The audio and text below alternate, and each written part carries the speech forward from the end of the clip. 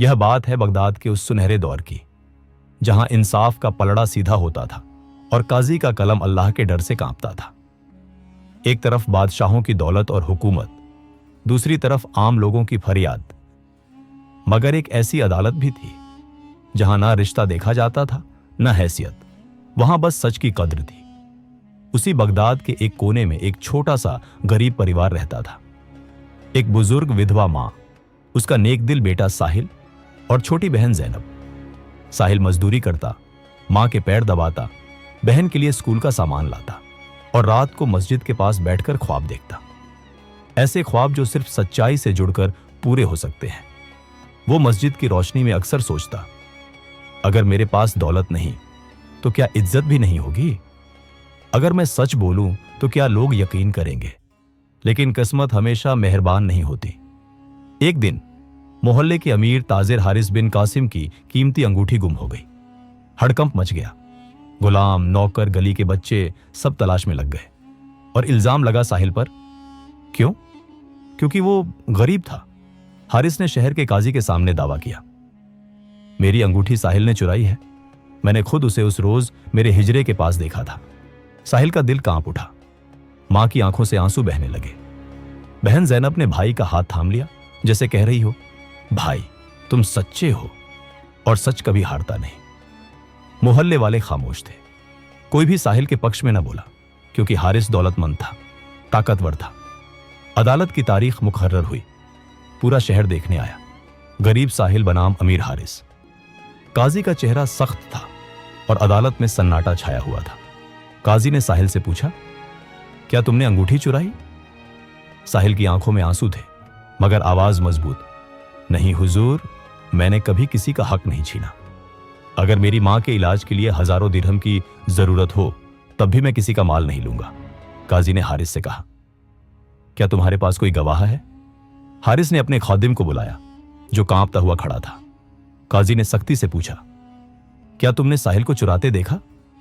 खादिम ने नजरें झुकाकर कहा, नहीं, मैंने साहिल को हिजरे के पास देखा जरूर था, लेकिन चुराते नहीं देखा। अदालत में सन्नाटा छा गया। साहिल की मां झारों कतार रो रही थी। जैनब तस्बीह के दाने फेरती, सिर झुकाए बैठी थी। काजी ने चंद लम्हे सोचा, फिर बाहर जाने का हुक्म दिया। सब हैरान रह गए। काजी मस्जिद के पास गए, जहां साहिल अक्सर बैठा करता था। जमीन खुदवाई गई, गर्द उड़ी और वहां से निकला एक छोटा सा लोहे का डिब्बा, जिसमें वही अंगूठी थी। लोग हैरान रह गए। काजी ने अंगूठी उठाई और कहा, यही है ना तुम्हारी? हारिस की आंखें खुली की खुली रह गईं। काजी ने डिब्बा साहिल के सामने रखा और पूछा, क्या तुमने इसे यहां दफन किया? साहिल ने चौंक कर कहा, नहीं हुजूर, मैंने तो इसे देखा भी नहीं, मुझे तो खबर भी न थी। तभी खादिम झाड़ झाड़ रो पड़ा और काजी के कदमों में गिर गया। माफ कर दीजिए हुजूर, यह अंगूठी मैंने चुराई थी और डर के मारे मस्जिद के पास दफन कर दी। साहिल बेगुनाह है। काजी अदालत में वापस आए और फरमाया, यही है सच्चाई की ताकत। साहिल बेगुनाह था और उसका सच बोलना ही उसकी सबसे बड़ी गवाही थी। इस शहर में इंसाफ जिंदा है, क्योंकि यहां फैसले हैसियत से नहीं, हकीकत से होते हैं। लोगों ने तालियां नहीं बजाई, मगर उनकी खामोशी, उनके झुकते सर सब कुछ कह रहे थे। काजी ने हुक्म सुनाया, हारिस पर झूठा इल्जाम लगाने का जुर्माना लगाया जाएगा। खादिम को अदालत की तौहीन की सजा दी जाएगी और साहिल को इज्जत के साथ एक सम्मानित नौकरी दी जाएगी। साहिल बाहर आया तो उसकी मां ने उसे गले लगा लिया। जैनब ने कहा, भाई, आज मेरा सर फख्र से ऊंचा हो गया। और उस दिन के बाद साहिल शहर का इमाम बना, काजी का सलाहकार बना और लोगों के दिलों में सच्चाई की पहचान बन गया। साहिल ने ना दौलत चाही, ना शोहरत, बस एक ही ख्वाहिश थी, हक के लिए आवाज बुलंद करना। कुछ ही महीनों में साहिल की सच्चाई, नरमी और समझदारी ने पूरे शहर को हैरान कर दिया। वो गरीबों का रहनुमा और अमीरों का सलाहकार बन गया। काजी बूढ़े हो चले थे। एक दिन उन्होंने साहिल को बुलाया और कहा, बेटा, मेरे बाद ये अदालत अब तुम्हारे कंधों पर होगी। क्या तुम इंसाफ को यूं ही कायम रखोगे? साहिल ने अदब से सर झुकाकर कहा, अगर मेरी सांसें बाकी हैं तो सच्चाई का झंडा कभी झुकने नहीं दूंगा। वक्त गुजरता गया। काजी का इंतकाल हो गया और अब साहिल ही बगदाद की अदालत का नया काजी था। मगर उसका सबसे बड़ा इम्तिहान अब शुरू हुआ। एक दिन अदालत में एक अजीब मुकदमा आया। दो भाई, दोनों शहजादे, जो एक ही तख्त के वारिस थे। बड़ा भाई शहजादा नौमान बोला, अब्बा जान ने अपनी वफात से पहले फरमान दिया था कि तख्त मुझे मिलेगा। छोटा भाई शहजादा साकिब बोला, लेकिन आखिरी वक्त में अब्बा हुजूर ने मुझे बुलाया और कहा कि तख्त का हकदार मैं हूं। दोनों के पास कागजी सबूत थे, दोनों फरमान असली लगते थे। दरबारी काजी परेशान, लेकिन साहिल सब कुछ खामोशी से सुनता रहा। फिर उसने पूछा, क्या अब्बा हुजूर के आखिरी वक्त में कोई खास खादिम, हकीम या कातिब मौजूद था? दोनों भाइयों ने एक बूढ़े कातिब का नाम लिया। उसे बुलाया गया। कमजोर जिस्म, झुकी पीठ, मगर आंखों में वफादारी की चमक। साहिल ने पूछा, सच सच बताओ, बादशाह ने अपने होश में किस फरमान पर दस्तखत किए?